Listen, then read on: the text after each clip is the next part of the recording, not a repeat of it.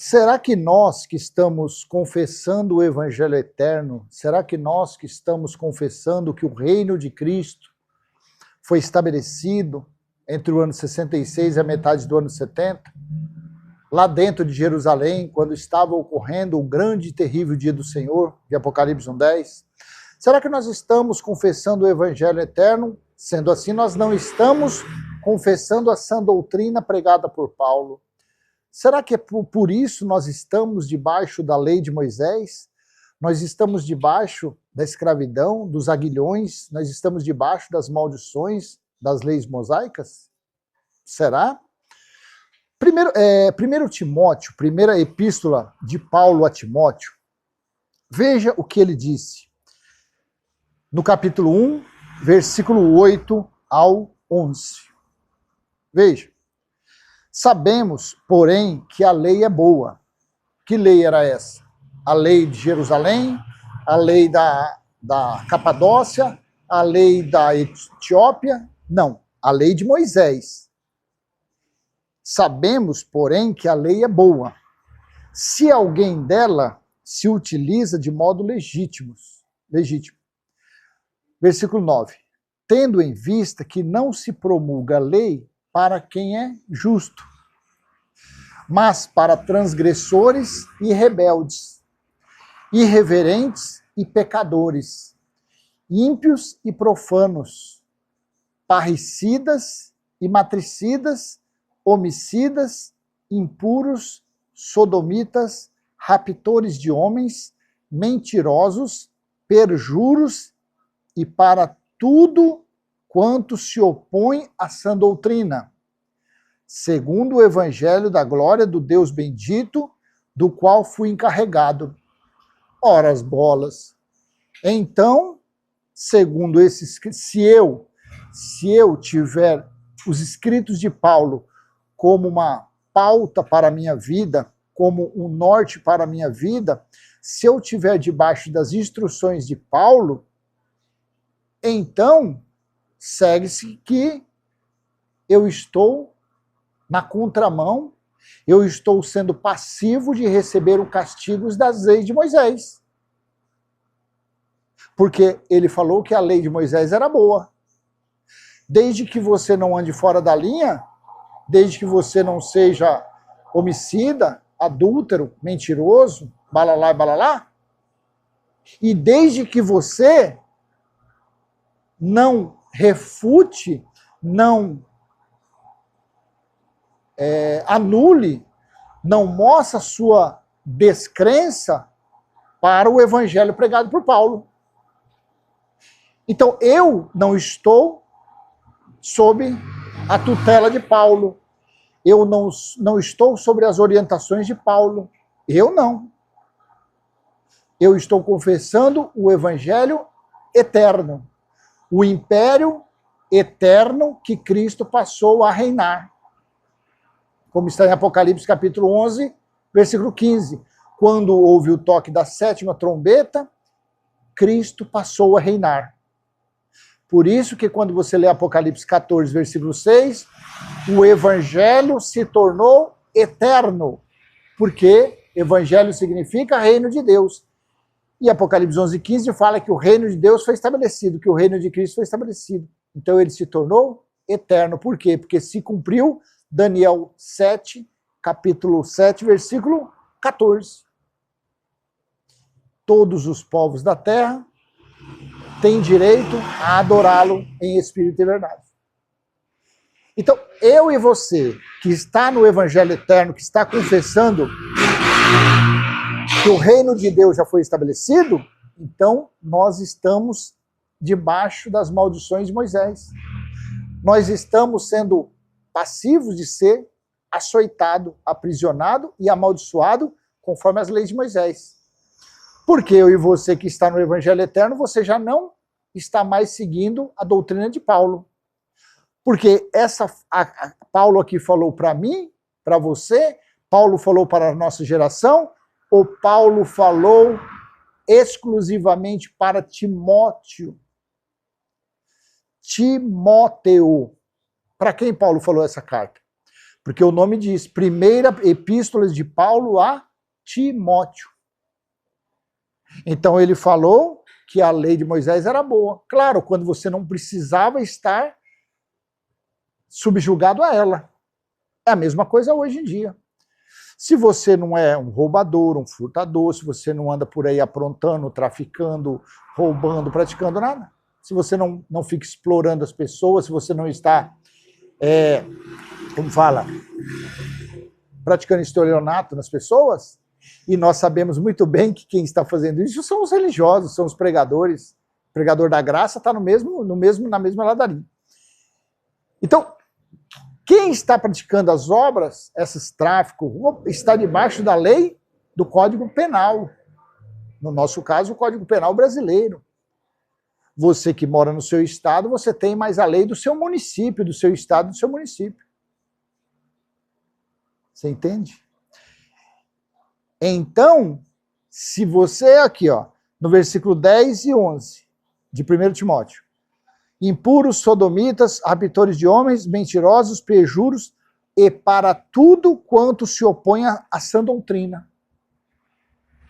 Então, nós que estamos confessando o Evangelho eterno, nós estamos mostrando, apresentando que a época de Paulo foi maravilhosa, foi soberana, mas ficou até o ano 70. Nós estamos mostrando que a sã doutrina não faz mais parte. Não faz parte do reino de Cristo. Claro que não. Claro que não. Porque a sã doutrina que Paulo pregava é para conscientizar, para ensinar as pessoas a se tornarem cristãos, para seguirem Cristo, porque ele estava próximo de voltar. Nós já nascemos depois do ano 70, já vai fazer 2000 anos. Quem nasceu depois do juízo do ano 70, lá em Jerusalém, já nasceu na nova Jerusalém espiritual, já nasceu no reino de Cristo estabelecido. Não é mais sã doutrina, é o reino de Cristo estabelecido. Por quê? Apocalipse capítulo 21, versículo 5, Cristo disse, estou fazendo nova todas as coisas. Nova todas as coisas foram feitas. Então não existe mais sã doutrina.